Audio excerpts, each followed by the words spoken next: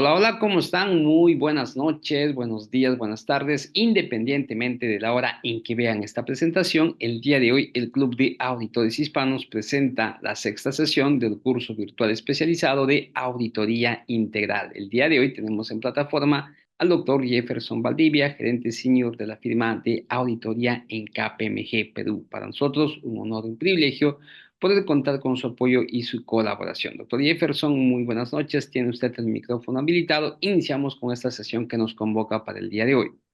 Perfecto, muchas gracias. Ahí voy a compartir mi pantalla, por favor me confirman si se ve. Sí, doctor, lo estamos viendo. Ok, perfecto, gracias. Ok, ¿cómo están todos? Muy buenas noches, estimados. Gracias por su conexión desde la hora pactada para este curso.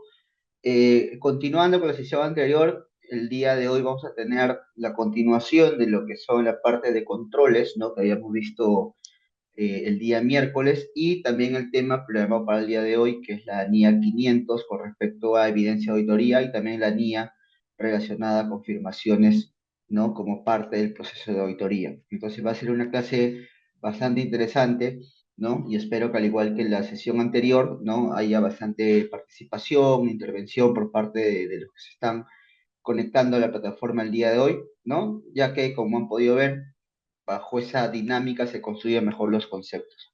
¿Listo? Entonces, solamente para enganchar a lo que nos quedamos en la sesión anterior, habíamos como un rápido overview de lo que habíamos visto en la clase pasada, habíamos visto un poco cómo es que yo optaba, en este caso, por hacer una auditoría con confianza en controles, ¿no? Nos encontrábamos justamente dentro de la etapa de planificación de auditoría, pues, y como tal, parte de la estrategia involucraba que yo vaya tomando la decisión para ver si en las respuestas de auditoría los riesgos de error material, ¿no? Que se habían definido a nivel de los procesos, yo iba a optar o no por una confianza en controles. Entonces nos habíamos situado, ¿no? En el camino en el cual yo decía, sí, ¿sabes qué? Voy a aplicar un enfoque de confianza en controles, ¿no? Y por lo tanto, ahí habíamos indicado básicamente qué es lo que había que hacer. Entonces, solamente para recordar, ¿no? Y ver lo que quedó en la sesión anterior, me gustaría que me escriban por el chat en principio cuáles eran, de repente, no tiene que ir en un orden en particular, ¿ya? Pero sí me gustaría que me puedan escribir ahí qué era lo que tenía que hacer yo como pasos, ¿no? En esta parte, para poder llegar a probar controles. Habíamos hablado de varios conceptos la vez anterior. Ya cuando estoy situado, obviamente, en un camino de prueba de controles, ¿no? Entonces, ¿cuáles eran los pasos, ¿no? Evaluación al personal, nos indica Patricia. Sí, era dentro de lo que tenía que ver ya cuando iba probando un poco la parte del diseño, ¿no? Evaluación de documentos. Gracias, Patricia. ¿Qué más? ¿Qué más se acuerdan? Habíamos hablado de varios conceptos, la evaluación a terceros. Ajá. Vamos a ir calentando y construyendo los conceptos. Como primer punto, habíamos dicho, yo pruebo los controles que yo como auditor considero, en principio, ya, yo pruebo todos los controles de la compañía. ¿Qué dicen ustedes? ¿Yo pruebo todos los controles de la compañía? No, perfecto, Patricia, gracias, Alexandra. ¿Cuáles son los que yo debería probar? ¿Cuáles son los que debería yo probar? ¿Qué dicen ustedes? Porque ya hemos dicho, por ejemplo, una compañía podría tener, no sé, pues, 150 controles, ¿no? Pero significa que por todo. Claro, no es automáticos, ya, ok, que va a ser la naturaleza del control. Exacto, Margarita, gracias, ¿no? Margarita ahí nos pone los que afectan al estado financiero, sí, ¿no? Y dicho en otras palabras, íbamos a probar los controles que son relevantes para nuestra auditoría, y esto, pues, obviamente, los que de una manera u otra tienen un impacto, ¿no? En los estados financieros. ¿Listo? Ese era como punto de partida. Exacto, Jorge, gracias, ¿no? Los controles relevantes para la auditoría, efectivamente, ¿no? Y cuando estaba ya parado en este punto, yo decía, ¿cómo hago para identificar los controles? ¿No? Que son relevantes para la auditoría. ¿Qué tenía que hacer para identificar los controles que son relevantes para la auditoría? ¿Qué tenía que hacer para probar los controles que eran relevantes para la auditoría? Había algo que habíamos visto casi al final, ¿no? Que era algo que me iba a dar ejemplos de los que inciden. Sí, eran todos los que habíamos visto, Patricia, la sesión anterior, ¿no? Por ejemplo, habíamos visto los controles en ingresos, ¿no? En interfaces, ¿no? En ese tipo de controles. El riesgo, efectivamente, Margarita, ¿no? Entonces, claro, como el primer punto decía, mira, yo he identificado cuáles son mis procesos de auditoría, ¿no? Por ejemplo, había identificado el proceso de ingresos, cuentas por cobrar, el proceso de tesorería, ¿no? El proceso de propiedad, planta y equipo, el proceso de intangible, el proceso de costo de inventarios, todo el proceso de auditoría donde supuestamente hay potenciales riesgos de error material, ¿no? Y cuando yo identificaba cada proceso, ¿qué es lo que yo hacía? Hacía lo que se conocía como el walkthrough, ¿no? O lo que es el recorrido, en este caso, ¿no? ¿Y cuáles eran las características del walkthrough o del recorrido? ¿Cuáles eran las características del walkthrough, que fue casi lo que hablamos casi al final, ¿no? ¿Cuáles eran las características del walkthrough o del recorrido que yo hacía para entender el proceso? ¿Qué dicen ustedes? ¿Cuáles eran las características? Los riesgos sustantivos, describir cada actividad. Ok, Margarita, sí, va por ahí, efectivamente, ¿no? Cuando habíamos hablado, verificar trazabilidad del proceso, ¿no? Exacto, Freddy, muchas gracias. Efectivamente, ¿no? Hay que ver la trazabilidad de todo el proceso, ¿no? Ya hemos dicho, ¿no? Del inicio hasta el final, ¿no? Habíamos puesto el ejemplo del ingreso de ventas, ¿no? El proceso de ventas, ¿no? Desde el inicio, y en este caso, ¿cuál es el final? Que es transversal para todos los procesos, porque el inicio puede ser distinto para cada proceso, pero ¿cuál tendría que ser el fin? En este caso, el walkthrough o el recorrido. ¿Hasta dónde debería llegar yo en toda esta trazabilidad que indicaba? Exacto, Margarita, ¿no? ¿Cómo termina eso en los estados financieros, ¿no? Entonces habíamos dicho, cuando iniciamos con el walkthrough, ¿no? Habíamos indicado de que el inicio del proceso, por ejemplo, en el proceso de ingresos, ¿no? De que se genera la orden de pedido, ¿no? Cómo esto va llevando, en este caso, por ejemplo, al área de almacén o de despacho, ¿no? Ellos emitían la factura con la nota con el día de remisión, luego esto iba a almacén, ¿no? Para poder liberar el inventario asociado, y luego todo esto finalmente iba la contabilidad, ¿no? O sea, es un proceso muy simple, nada más, solamente estoy poniendo un ejemplo bien simple, ¿no? Entonces, claro, el fin de, en este caso, el walkthrough era llegar hasta, ¿no? El registro en estados financieros, ¿no? Y cuando ya yo hacía ese walkthrough, ¿no? O ese recorrido, ¿qué es lo que tenía que identificar dentro de ese walkthrough? ¿Qué es lo que tenía que identificar? Antes de identificar los controles, ¿no? Antes de identificar los controles tenía que identificar algo. ¿Qué es lo que tenía yo que identificar dentro del walkthrough? Que le habíamos puesto una abreviatura también igual nosotros, la sesión anterior. Exacto, Alexandra, muchísimas gracias. El PRP, ¿no? El punto de riesgo del proceso, ¿no? O sea, o los puntos de riesgo del proceso, ¿no? Habíamos dicho, inclusive habíamos visto un poco cómo había que redactar, ¿no? O documentar los PRPs, ¿no? Como indica Alexandra, ¿no? Los puntos de riesgo del proceso, ¿no? Y cuando veíamos los puntos de riesgo del proceso, ¿no? Veíamos el dónde y el cómo, ¿no? Este, y ahí teníamos que ir definiendo, ¿no? La descripción, en este caso, de cómo tenían que ser estos PRP, que no eran otra cosa que lo que podría estar mal en el proceso, ¿no? Por eso que algunas metodologías lo reconocían como el what could go wrong, ¿no? ¿Qué es lo que podría estar mal, ¿no? Pero claro, visto en otros términos es el punto de riesgo del proceso, ¿no? ¿Qué es lo que puede estar mal dentro del proceso, ¿no? Y una vez que identifico los PRPs que hay dentro del proceso, ¿no? O los Process Risk Points, o como quieran llamarlo, ¿qué es lo que ahora sí identificaba ahí? ¿Qué es lo que ahora sí identificaba ahí? Cuando yo identifiqué los PRPs, ¿qué es lo que identificaba? Vamos bien, vamos bien. Los controles, exacto, Cristian, ¿no? Ahí ya identificábamos qué controles. Y esos controles eran controles que yo como auditor decía que habían, o eran controles que la gerencia debiese tener diseñados. Exacto, Alexandra, ¿no? Las actividades de control, ¿no? Exacto, la gerencia, ¿no? Entonces, ¿y por qué es importante esto, ¿no? Aunque parezca obvio, ¿no? Se los comento, aunque parezca obvio, es importante que lo tengamos en cuenta, porque yo no voy a crear controles a la compañía. Las compañías deberían tener sus propios controles, ¿no? Yo no como auditor decir, mira, ya acá hay este riesgo, yo creo que este puede ser el control, ¿no? Exacto, Cristian, no es responsabilidad de la gerencia implementar los controles, ¿no?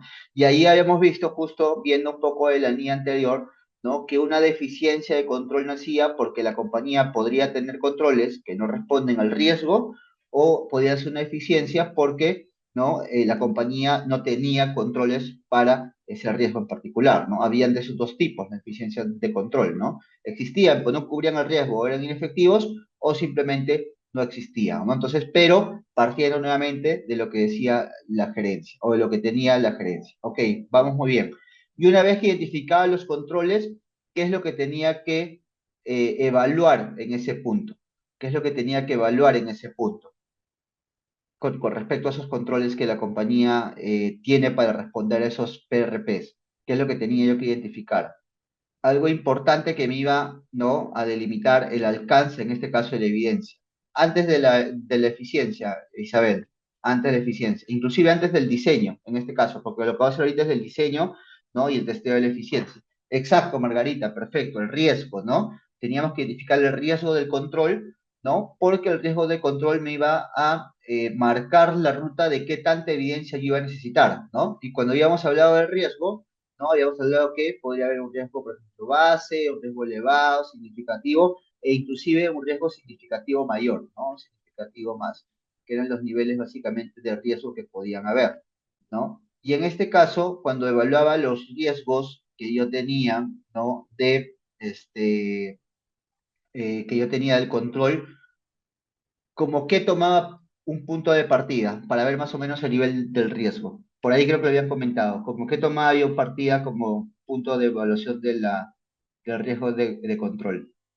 ¿Qué tomaba como punto de partida? Lo habían puesto por ahí, creo.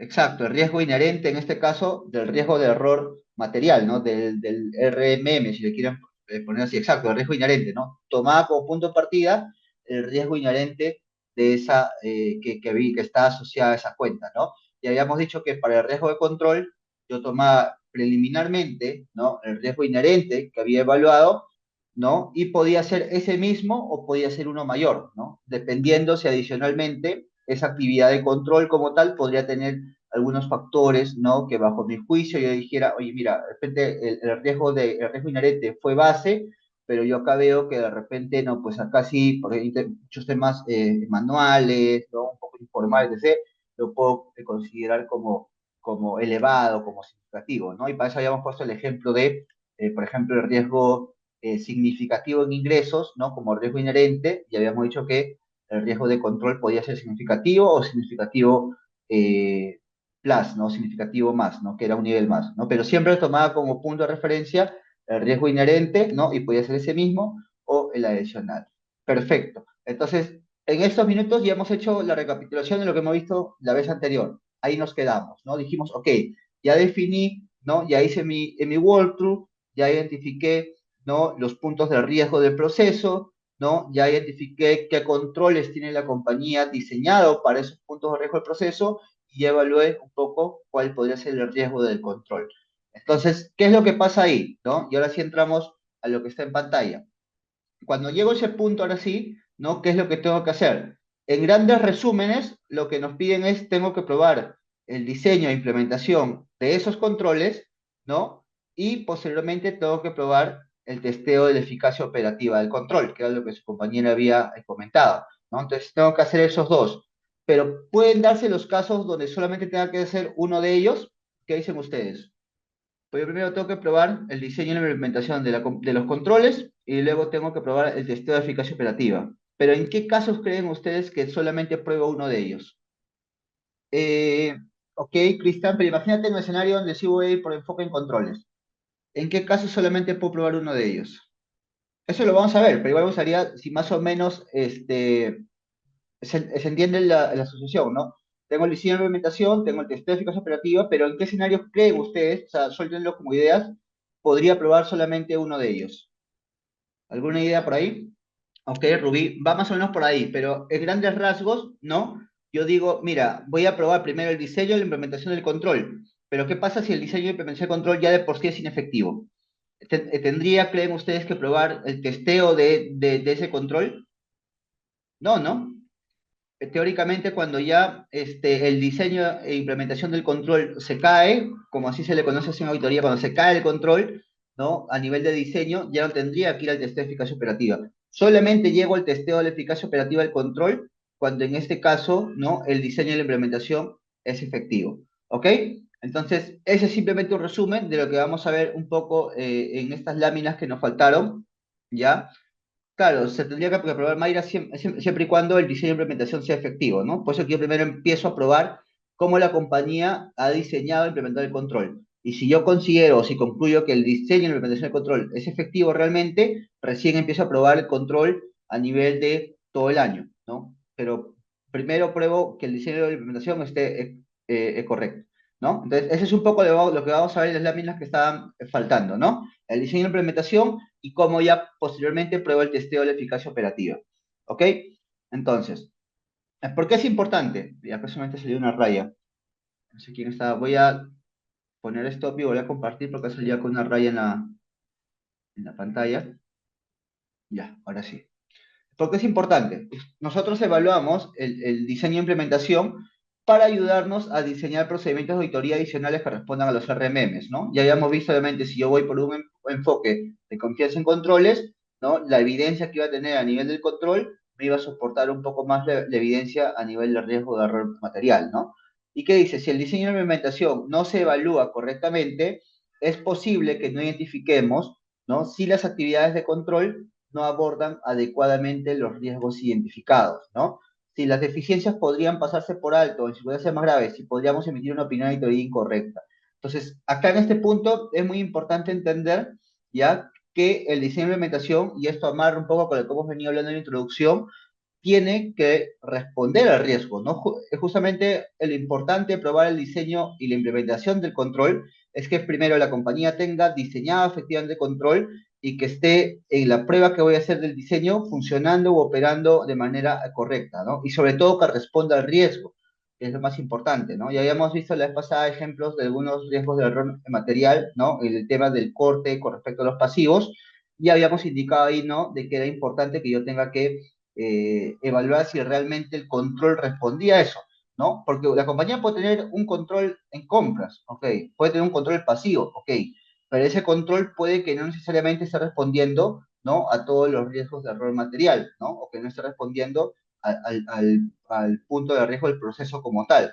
Entonces, para eso es muy importante que identifiquemos si realmente está conversando con el riesgo, ¿no? Y eso se los comento, es importante porque a veces nosotros hemos tenido revisiones de práctica ya en auditoría, donde vienen, por ejemplo, revisores de otros países, ¿no? Y es en la revisión de trabajo y campo.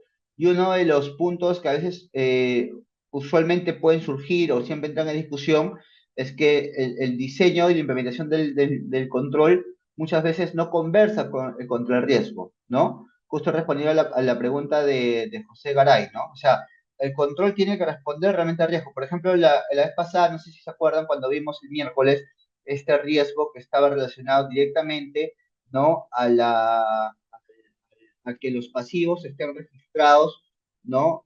Al cierre del ejercicio, ¿no? O pasivos que se habían facturado posterior al cierre hubiesen sido identificados y registrados en el periodo correcto, ¿no? Ese era un poco el punto de riesgo del proceso, ¿no? Pero en este caso, claro, habían ejemplos de dos controles que no respondían a ese riesgo, ¿no? Porque había un control que, por ejemplo, era que la compañía concilie el saldo, en este caso del auxiliar de proveedores, versus el balance de comprobación. Claro, ese control puede ser importante desde el punto de vista de la exactitud, ¿no? Donde yo digo, mira, el reporte es tal, es 1000, la contabilidad es 1000, ok, ¿ya? Pero eso no cubría ese riesgo como tal. Cubría otro riesgo, sí, pero no ese riesgo, ¿no? O había otro que decía, ¿no? Que para que esta factura pueda pasar a pago, tiene que tener la documentación de sustento. Entonces, ese es un control, sí, ¿no? Que puede estar diseñado para cubrir otro riesgo, pero esos no cubrían, en este caso, el riesgo que se había planteado en la casuística, ¿no? Mientras que sí había un control que era el que sí lo cubría, ¿no? Que era en este caso que la gerencia evaluaba, ¿no? Posterior al cierre, algunos comprobantes que sean mayores a tanto importe, ¿no? Y se aseguraba que son registrados en la contabilidad al cierre o el periodo que le corresponde. Entonces, ese control como tal sí respondía al riesgo, ¿no? Entonces, ahí justo habíamos analizado en esa sesión de que si por A, B o Z la compañía no tenía ese control, por ejemplo, entonces muy probablemente, ¿no? haya una ineficiencia en el control porque no existía en este caso, no había una deficiencia de control porque no existía, ¿no? Entonces, claro, el coso Henry tiene otros principios que van también desde el ambiente del entity level control de la compañía, ¿no? Uno de los componentes del coso sí afecta directamente a los procesos, que son los últimos, ¿no? Que son a nivel de procesos, pero la gran mayoría de los componentes del coso están alineados al entity level control de la compañía, que son controles a nivel entidad, ¿no? Esos son otros a nivel entidad. Acá lo que estamos viendo son los controles a nivel de los procesos, ¿no? Que es uno de los componentes, en este caso, del coso, ¿no? Entonces, entonces, eso es un poco lo que habíamos visto, ¿no? ¿Y qué es importante acá? ¿No? Que la evaluación del diseño e implementación de las actividades del control puede ser al mismo tiempo la realización del walkthrough, ¿no? O sea, habíamos visto en nosotros, ¿no? Que en el walkthrough, en el recorrido que habíamos documentado, ¿no? Y habíamos hablado ahí que el walkthrough, pues, recogía un poco los temas de evidencia, ¿no? Desde el inicio hasta el final de la transacción, ¿no? Habíamos visto que tenía que documentar, ¿no? Inclusive pedía la documentación, la orden de pedido 1000, ¿no? Cómo esta orden de pedido 1000 iba al área de almacén y despacho, que se emitía la factura 100-1001, ¿no? Y esto también a su vez se emitía con la guía de remisión 500-1001. Entonces iba documentando como tal toda la transacción, ¿no? Y ahí habíamos establecido la diferencia que había entre eso versus, por ejemplo, un flujograma, ¿no? Un flujograma que, por ejemplo, sí es requerido y mandatorio bajo normas PSOB, ¿no? Pero bajo normas CISA, en este caso, o bajo NIAS, ¿no? Lo requerido sí era el walkthrough. Entonces, ahí en el walkthrough yo voy a documentar como que una casuística, un ejemplo, justamente de ello, ¿no? De una transacción como tal. Por eso que si yo llego hasta ese nivel de detalle, por eso indica ahí en el cuadrado en naranja, ¿no? Yo con ello podía, ¿no? Tomar esa evidencia del walkthrough para también probar el diseño e implementación del control. Y a veces en la práctica es así, ¿no? Porque ya tengo el nivel suficiente de evidencia, ¿no? A nivel del walkthrough, ¿no? O del recorrido, como para decir, ya mira, este PRP, la compañía tiene este control, y en el mismo walkthrough yo voy probando el control, ¿no? Entonces voy un paso más allá, ¿no? No me quedo solamente con decir, mira, o documentar solamente el entendimiento, sino que también al momento de identificar los PRPs, ¿no? Los puntos de riesgo del proceso, también ahí voy documentando ya qué control hace la compañía, ¿no? Por eso que acá indica en el cuadrado naranja que yo podría tomar, ¿no? Lo que tengo en el walkthrough también para diseñar o para probar el diseño y la implementación del control, ¿no? Y acá entramos un poco a la terminología de los controles, ¿no? Que era un poco lo que respondía a lo que indicaba Henry, ¿no? O sea, por ejemplo, cuando hablamos del ambiente del coso, por ejemplo, las metodologías conocen esto como ceramic, ¿no? Los ceramics reúnen los componentes del coso, ¿no? Control interno de información financiera, en este caso, ¿no? Pero uno de los componentes sí van orientados a las actividades del control, ¿no? Que son justamente los que están acá, ¿no? En la parte de la derecha, ¿no? Cuando hablábamos de controles de procesos de actividades, identificamos los PRPs, que es lo que nosotros hemos visto, y cuando, por ejemplo, hay controles automáticos, ¿no? Se identifican lo que son los RAFID, o es la terminología que, por ejemplo, usan, pero de fondo es lo mismo, ¿no? O sea, en los RAFID también lo que hacen es identificar lo que puede estar mal dentro del proceso a nivel de componente automático, ¿no? Y ahí solamente para ver si recordamos lo de la vez pasada cuando habíamos hablado del control automático, ¿no? ¿Cuál era una característica del control automático? ¿Qué me dicen ustedes? ¿Cuál era una característica del control automático? Porque habíamos hablado de la naturaleza de los controles, ¿no? Si eran manuales o eran automáticos. Pero ¿cuál era una característica de un control automático? Por ejemplo. Exacto, exacto. Acá justo puso Jorge Godínez, efectivamente, ¿no? El control automático, ¿no? Y como dijo también Margarita, claro, no tiene que tener intervención humana en este caso, sistematizado, ¿no? Y eso es importante que lo conozcamos porque cada vez hay confusión en la práctica cuando, por ejemplo, o sea, el hecho que esté en un sistema no significa que el control sea automático, ¿no? Para que el control sea automático, como bien indicaba su compañero, tiene que procesarse de manera automática y sistematizada, como indica Margarita, ¿no? Sin necesidad de que haya una intervención de por medio, ¿no? Y habíamos, por ejemplo, hablado del tema de interfaces, que de manera, ya el sistema estaba configurado de tal manera que, por ejemplo, a la medianoche ha sido una migración de un sistema a otro, ¿no? Nadie hacía absolutamente nada, migraba automáticamente. A diferencia que si yo tenía, por ejemplo, que descargar la información de un sistema, ¿no? Cargarlo a otro sistema, ahí, por ejemplo, ya no era automático, porque ya había una intervención de mi parte, ¿no? Entonces, por más que esté dentro de los sistemas, lo que yo estoy haciendo, no significa que el control sea automático, ¿ya? Entonces, eso es importante también entenderlo, porque a veces en la práctica, como les digo, hay situaciones donde uno puede encontrarse